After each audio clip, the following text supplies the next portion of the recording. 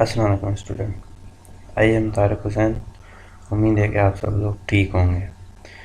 आज general chemistry का हमारा टॉपिक है लैंग्वेज ऑफ केमिस्ट्री। जैसे हम अल्फ़ाबेट की लैंग्वेज पढ़ते हैं, नंबरिंग की लैंग्वेज पढ़ते हैं, ठीक है, और सिंधी की लैंग्वेज पढ़ते हैं, उर्दू की लैंग्वेज पढ़ते हैं, वैसे ही केमिस्ट्री की भी अपनी एक लैंग्वेज होती है। इस केमिस्ट्री में लैंग्वेज का ये मतलब नहीं है कि जैसे हमने अल्फ़ाबेट में पढ़ा हुआ था ABC, ऐसे यहाँ पे कोई ग्रामेटिकल इसकी लैंग्वेज है। इसका मतलब है लैंग्वेज ऑफ केमिस्ट्री। यहाँ पे ये इसका मकसद यही होता है कि इसकी जो बेसिक्स हैं, बेसिक्स टर्मिनोलॉजीज़ जो हैं केमिस्ट्री को समझने के लिए, पढ़ने के लिए जो ज़रूरी होती हैं, उसको हम कहते हैं लैंग्वेज ऑफ केमिस्ट्री। शुरू करते हैं अपने टॉपिक को। सबसे पहली जो लैंग्वेज ऑफ केमिस्ट्री में टॉपिक आती है वो है Dalton's atomic theory. Dalton atomic theory क्या है, ठीक है, इसको थोड़ा सा हम डिस्क्रिप्शन में पढ़ते हैं। उससे पहले थोड़ी सी बैक की हिस्ट्री देख लेते हैं। यहाँ पे कह रहा है कि अरिस्टोटल एंड प्लेटो जो है, उन दोनों ने the matter could be infinite divide, उन दोनों ने कहा था कि जो मैटर है हमारा, कोई भी चीज़ है, उनको इन्फिनाइट माना बहुत ज़्यादा हिस्सों में हम डिवाइड कर सकते हैं, जितने हिस्सों में चाहें उतने में डिवाइड कर सकते हैं, ठीक है। और ये इसका बेसिक था, मतलब डाल्टन्स एटॉमिक थ्योरी से पहले ये बताया गया था। अब हम चलते हैं असल टॉपिक जो है हमारा, डाल्टन्स थ्योरी वो क्या कहता है। डाल्टन थ्योरी हमें बता रहा है, सबसे पहली पॉइंट में लिखा हुआ है, ये कह रहा है कि जो एटम है वो बहुत ही छोटे छोटे पार्टिकल्स का बना हुआ है। जो भी मैटर है, मैटर जो भी है बहुत ही छोटी छोटी पार्टिकल्स का बना हुआ है। उन पार्टिकल्स को हम कहते हैं एटम्स। और डाल्टन थ्योरी के अंदर जो दूसरी पॉइंट है वो है एलिमेंट। एलिमेंट को डिस्क्राइब किया हुआ है कि एलिमेंट होता क्या है। एलिमेंट जो है only one type of atom, किसी भी एक किस्म के एटम का बना होता है, उसको हम कहते हैं एलिमेंट। एटम का मतलब है किसी एक ही टाइप का एटम हो, उसमें दूसरे टाइप के एटम नहीं होते। जैसे आप पीरियोडिक टेबल के अंदर देखते हैं कि बहुत सारे एलिमेंट होते हैं, ठीक है, हाइड्रोजन हो गया, हीलियम हो गया, कार्बन, नाइट्रोजन, जितने भी एलिमेंट हैं ये क्या बने हुए हैं, ये ओनली जो है किसी एक ही एटम के टाइप के बने हुए हैं, उसमें दो एटम हैं ही नहीं, ठीक है, दो किस्म के एलिमेंट के एटम है ही नहीं। अगर हाइड्रोजन है तो उसमें सिर्फ एटम एक ही किस्म का एटम है। जैसे हीलियम है तो हीलियम के अंदर एक ही किस्म का एटम होगा, उसके अंदर हाइड्रोजन एलिमेंट का एटम नहीं होगा हीलियम के अंदर, ठीक है। तो इसलिए ये कह रहा है कि only one type of atom, सिर्फ एक ही किस्म का एटम होगा इसके अंदर। और दूसरी डाल्टन थ्योरी के अंदर जो तीसरी पॉइंट है वो है atoms of one element differ in properties from atom of all other element. तो एटम कह रहा है कि जो एटम की प्रॉपर्टीज़ हैं, ठीक है, वो जो हैं डिफरेंट एलिमेंट के जो एटम होते हैं उनकी जो प्रॉपर्टीज़ होती हैं वो डिफरेंट होती हैं। जैसे हाइड्रोजन एटम है, उसका अगर एलिमेंट उसका जो एटम होगा, हाइड्रोजन एलिमेंट का एटम होगा और हीलियम एलिमेंट का एटम होगा, तो उसके जो एटम हैं उसकी प्रॉपर्टीज़ चेंज होंगी। किसी भी पीरियोडिक टेबल के अंदर जितने भी एलिमेंट हैं, किसी भी एलिमेंट की जो एटम है उनकी प्रॉपर्टी सेम नहीं होगी, सबकी डिफरेंट ही होती है, ठीक है। उसके बाद कंपाउंड को डिफाइन किया गया है। तो कंपाउंड है क्या? कंपाउंड जो होता है ये कॉम्बिनेशन होती है एटम की टू और मोर एलिमेंट, दो या दो से ज़्यादा एलिमेंट्स के एटम मिलके कंपाउंड बनाते हैं, ठीक है। इसका मतलब है कि दो एलिमेंट, ठीक है, जैसे हाइड्रोजन और ऑक्सीजन, ठीक है, H2O हम कहते हैं वाटर, ठीक है। इसमें क्या है, दो एलिमेंट के एटम मिले हुए हैं, एक हाइड्रोजन के एटम भी हैं और ऑक्सीजन के एटम भी हैं। तो ये हमारा क्या कहलाता है, इसको कहते हैं हम कंपाउंड। ये जो है ये बेसिक ABC भी हम इसको कह सकते हैं, अल्फ़ाबेट है, लैंग्वेज है केमिस्ट्री की, ये टर्म्स हैं, ठीक है। हमें पता होना चाहिए कि मैटर क्या होता है, वो इनडेफिनाइट इंडिविजुअल पार्टिकल्स की जो है कॉम्बिनेशन होती है, एलिमेंट क्या होता है, कंपाउंड कैसे बनता है, एटम क्या होता है, ठीक है। ये इसकी अल्फ़ाबेट है, बेसिक सी चीज़ें हैं, ये हम पीछे से पढ़ के आए हुए हैं, हम फिर यहाँ पे दोबारा इसका रिव्यू कर रहे हुए हैं। ठीक है। उसके बाद atom are neither created nor destroyed during chemical change.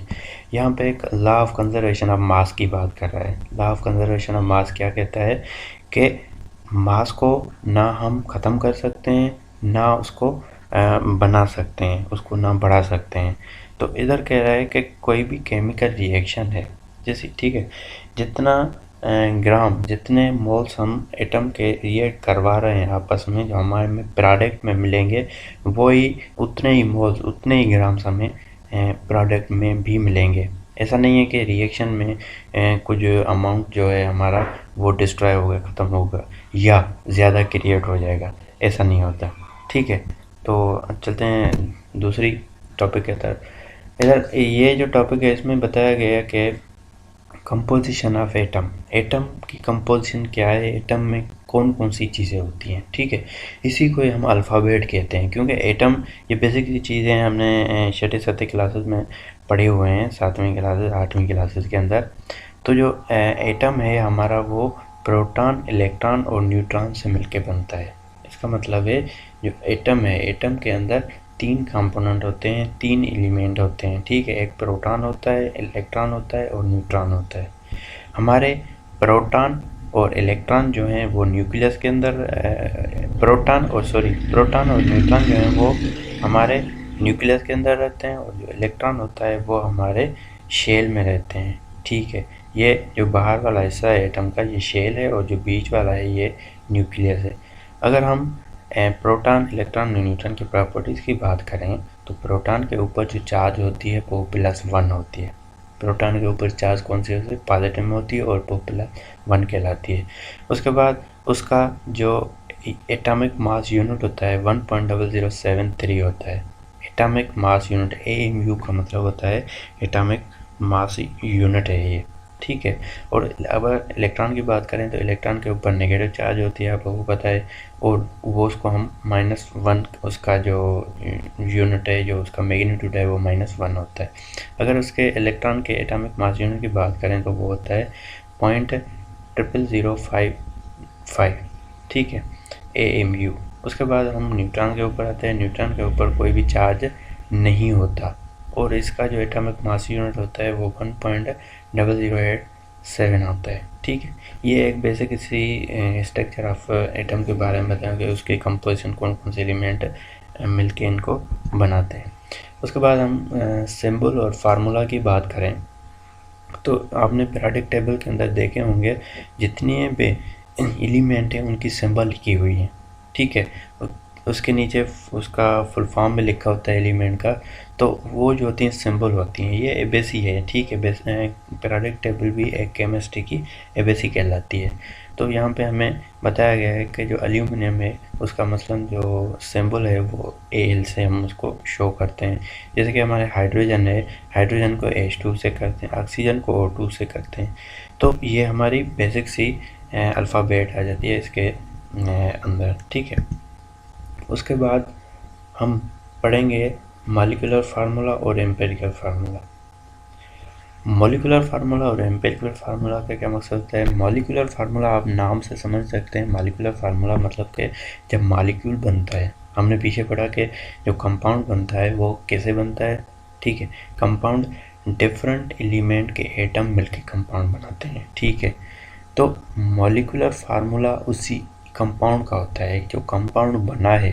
ठीक है, उसका जो मॉलिक्यूल्स हैं वो कौन कौन से मॉलिक्यूल कंबाइन होकर बना है मॉलिक्यूल, और कितने एटम बने हैं, एटम मिलके बने हैं, ये हमें बताता है मॉलिक्यूलर फार्मूला।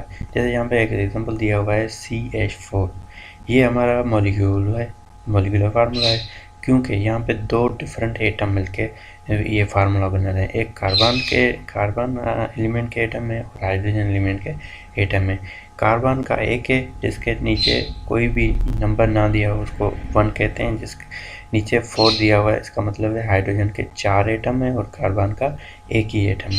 मॉलिक्यूलर फार्मूला हमें ये बताता है कि ये कार्बन और हाइड्रोजन से मिलकर बना है, और मॉलिक्यूलर फार्मूला दूसरी ये चीज़ भी बताता है कि जो कार्बन है उसका नंबर एटम 1 है और हाइड्रोजन है उसका एटम 4 है। ठीक है, ये हो गया मार्कोव फार्मूला। उसके बाद एम्पिरिकल फार्मूला। एम्पिरिकल फार्मूला क्या होता है? एम्पिरिकल फार्मूला हमें जस्ट इनका रेशियोज बताता है, ठीक है। It indicates the type of atom present and the simplest whole number ratio of the atom in the compound. जैसा कि यहाँ पे देख सकते हैं, कार्बन का एटम कितना है 1, हाइड्रोजन का एटम कितने हैं 4। तो हम इसको रेशियो में अगर लिखेंगे, सिंपलेस्ट रेशियो में क्या लिख सकते हैं 1:4। अगर यहाँ पे हमें दिया हुआ हो 2 और अगर मसलन यहाँ पे 8 लिखा हो, तो इसका सिंपल रेशियो क्या होगा? 2 का क्या होगा? 2 से डिवाइड करेंगे तो 1, 4 को 2 से डिवाइड करेंगे, 8 को 2 से डिवाइड करेंगे तो 4, तो फिर भी रेशियो 1:4 बन जाएगा। उसको हम कहते हैं एम्पेरिकल फार्मूला, जो एटम का सिंपलेस्ट नंबर बनता है उसका रेशियो बनेगा, ठीक है। उसको हम एम्पेरिकल फार्मूला पढ़ेंगे। आज के लिए इतना ही काफ़ी है, कल हम आगे इसको कंटिन्यू करेंगे। अल्फ़ाबेट जो एलिमेंट हैं इसको हम आगे पढ़ेंगे, इसकी इक्वेशंस होंगी, दूसरी चीज़ें। आज के लिए इतना ही, खुदा हाफिज़।